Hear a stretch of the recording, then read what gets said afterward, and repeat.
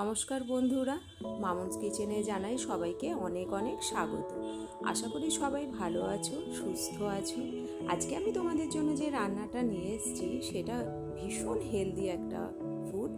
তো তার জন্য লাগছে আমাদের দেখো মাশরুম কুচি, এখানে আমি capsicum, red bell pepper, yellow bell pepper আমি একসাথে কেটে নিয়েছি, আর নিয়েছি গাজর, আর নিয়েছি চিকেন, আর পেঁয়াজটা আমি দেখো এইভাবে ডুমো ডুমো করে কেটেছি। ওগুলো আমি যেমন লম্বা লম্বা করে কেটেছি, কিন্তু পেঁয়াজটা আমি এরকম ডুমো ডুমো করে কেটে নিয়েছি। আর নিয়েছি এখানে রসুন কুচি আর আদা কুচি। এই রান্নাটা কিন্তু যারা ডায়েট করছো তারা কিন্তু অবশ্যই ট্রাই করতে পারো, কারণ এটা খাওয়ার পর অনেকক্ষণ খিদে থাকবে না, তো তোমাদের ডায়েটের পক্ষে খুবই ভালো এটা। এবার আমি দেখো কড়াইতে খুব অল্প তেলেই এটা রান্নাটা হয়ে যায়। এবার আমি কড়াইতে দেখো সাদা তেল নিলাম, তোমরা চাইলে অলিভ অয়েল অবশ্যই ইউজ করতে পারো, সেটা তো আরও হেলদি হবে। তো আমি এখানে সাদা তেল ইউজ করেছি।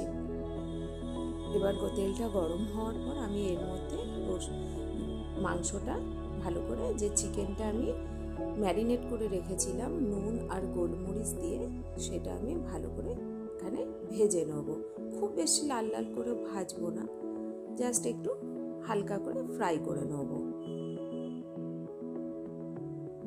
খুব হালকা করে ফ্রাই করে নিচ্ছি মাংসটাকে। হয়ে গেল দেখো, ওই তেলেই আমি আবার মাশরুমগুলোকে একটু জাস্ট নেড়ে নেব। কোনোটাই এখানে খুব ভাজা ভাজা হবে না, সবগুলোই খুব কম ভাজার ওপরেই যাবে। সেই জন্য আমি প্রথমেই বললাম এটা ভীষণ একটা হেলদি ফুড, আর বাচ্চাদের পক্ষে তো এটা খুবই ভালো, কারণ কালারফুল ভেজিটেবলস আছে, তো হেলথের পক্ষে খুবই এটা ভালো। তোমরা অবশ্যই এটা বাচ্চাদেরকেও রান্না করে দিতে পারো। এরপর আমি তেলের মধ্যে রসুন আর আদাটা একটু ভালো করে ভেজে নেব, যাতে ফ্লেভারটা খুব ভালো হয়। এরপর একে একে আমি সমস্ত কেটে রাখা সবজিগুলো এর মধ্যে দিয়ে দেবো। গাজর, পেঁয়াজ, capsicum, red bell pepper, yellow bell pepper আমি সবই একে একে এর মধ্যে দিয়ে দেবো। এগুলোও কিন্তু আমি খুব একটা বেশি ভাজবো না, জাস্ট একটু কম কম ভাজা হবে। এটা একদম গলে গেলে এটা খেতে একদম ভালো লাগবে না। সবগুলো আমি মিক্স করে নিলাম। এরপর আমি এর মধ্যে দিয়ে দেবো হালকা করে নুন, তোমরা স্বাদ মতন পরিমাণ মতন বুঝে দিও, আর অল্প করে দেখো গোলমরিচের গুঁড়ো দিয়ে আমি আবার এটা ভালো করে মিক্স করে নিচ্ছি। কত কালারফুল হয়েছে। এরপর আমি আগে থেকে ভেজে রাখা চিকেন আর মাশরুমটা এর মধ্যে দিয়ে মিক্স করে নেব। কত কালারফুল লাগছে দেখো।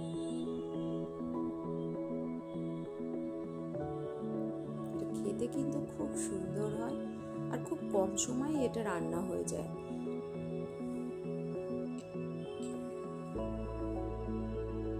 এরপর দেখো আমি ডার্ক সয়া সস ইউজ করছি, তোমরা চাইলে এটা নাও করতে পারো, আমি জাস্ট কালার হওয়ার জন্য এটা ইউজ করছি।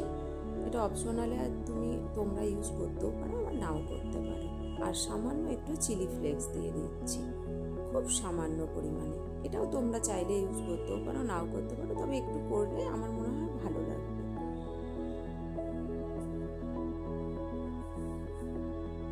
আর আগে থেকে আমি কর্নফ্লাওয়ার অল্প জলে গুলে রেখেছিলাম, সেইটা আমি দিয়ে দিচ্ছি। জাস্ট একটু মাখা মাখা ব্যাপারটা আসবে, তাই জন্য খুব বেশি দেখলে তোমরা খুব অল্প পরিমাণ, তোমরা পরিমাণ বুঝে দিও। খুব সামান্য পরিমাণে দেওয়া হলো, দিয়ে আমরা নেড়ে চেড়ে এবার এটাকে নামিয়ে নেব। আর আমি লাস্টে একটু অরিগ্যানো অ্যাড করলাম, খুব অল্প। তোমরা মিক্সড যে হার্বস পাওয়া যায় সেটাও ইউজ করতে পারো, বা অরিগ্যানো যেটাই তোমাদের কাছে থাকবে তোমরা সেটা ইউজ করতে পারো। তো রান্নাটা আমার হয়ে গেছে, কেমন লাগলো অবশ্যই জানিও। আর আমার রান্নাটা ভালো লেগে থাকলে অবশ্যই আমার চ্যানেলটিকে ফলো করে দিও, আর কমেন্ট করে বলো কেমন লাগলো। তো আজকের মতন ভিডিওটা এখানেই শেষ করছি, দেখা হবে নেক্সট ভিডিওতে। টাটা।